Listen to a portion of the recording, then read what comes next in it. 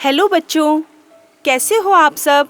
आज हम आपके लिए एक और नई कहानी लेके आए हैं जिसका शीर्षक है बोलती गुफा।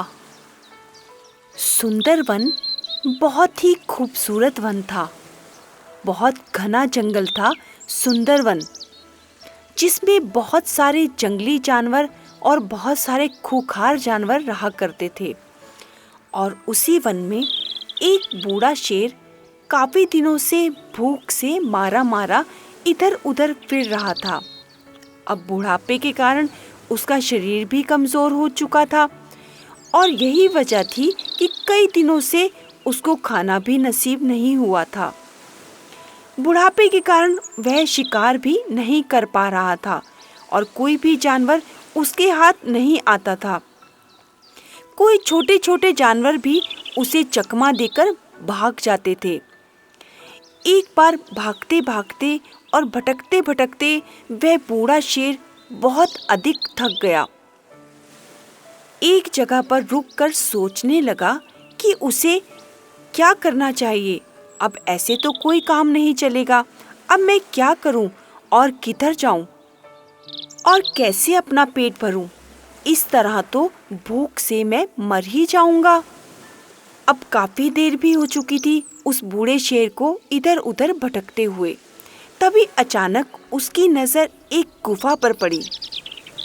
उसने सोचा, इस गुफा में कोई न कोई जानवर तो जरूर रहता होगा, तो क्यों ना मैं इस गुफा के अंदर जाकर बैठ जाता हूँ और वह जानवर जो भी यहाँ रहता होगा इस गुफा के अंदर जरूर वापस आएगा, तो मैं उसे पकड़कर खा जाऊंगा और मेरा पेट भी भर जाएगा। यही सोचकर शेर उस गुफा की तरफ चल दिया और उस गुफा में जाकर बैठ गया और अपनी शिकार की प्रतीक्षा करने लगा। दरअसल वह गुफा एक लोमड़ी की थी। अब लोमड़ी तो पहले से ही बहुत चालाक जानवर है। अब जैसे ही लोमड़ी अपनी गुफा की तरफ वापस आ रही थी, तो अचानक उसे गुफा के नजदीक शेर के पंजों के निशान दिखे। उसे समझते हुए देर नहीं लगी और वे फौरन खतरा भाप गई।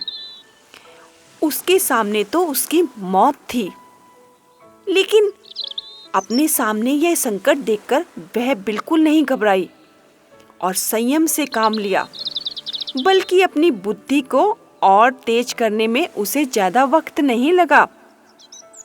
उसने सोचा, अब इस शत्रु से कैसे बचा जाए। उसने अपने दिमाग के घोड़े दौड़ाए। उसके दिमाग में कई नई बातें आ रही थी कि वह गुफा में कौन सा जानवर होगा, कहीं वह मुझे खा जाएगा और वह कब से यहाँ छुप के बैठा है। अब लोमड़ी ने एक तरकीब लड़ाई और वह गुफा के पास जाकर खड़ी होकर बोली, ओ गुफा, अरे ओ गुफा। अब अंदर से तो कोई भी आवाज नहीं आई, तो एक बार फिर से लोमड़ी ने वह आवाज दोहराई, अरे ओ गुफा, सुन ना गुफा।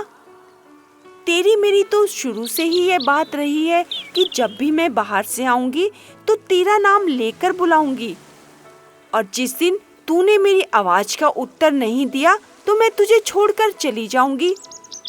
अब तू ये बता, तू मेरी आवाज का उत्तर देगी या फिर मैं दूसरी गुफा में चली जाऊं? अब वापस जवाब ना मिलने पर लोमड़ी बार बार अपनी बात को दोहराने लगी।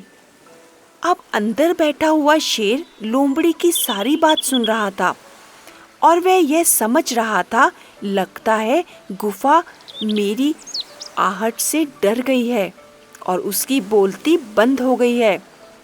अब मुझे कुछ सोचना चाहिए और सही निर्णय लेना चाहिए। अब वह गुफा की आवाज निकालकर धीरे से मीठे स्वर में बोला, आओ लोमड़ी, तुम्हारा स्वागत है, तुम अंदर आ सकती हो। अब लोमड़ी बड़े मीठे स्वर में बोली, अरे शेर मामा, तुम हो अंदर? बुढ़ापे में तुम्हारी बुद्धि सठिया गई है क्या? तुम क्या सोचते हो कि मैं अंदर आकर तुम्हारा शिकार बन जाऊंगी? इस भूल में मत रहना। यह कहकर वह तेजी से पलटकर भागी और शेर उसे पकड़ने के लिए जैसे ही गुफा से बाहर आया, वह लोमड़ी तो तब तक फुर्र हो चुकी थी। देखा बच्चों, वह लोमड़ी कितनी चालाक निकली और शेर के हाथों से बच निकली।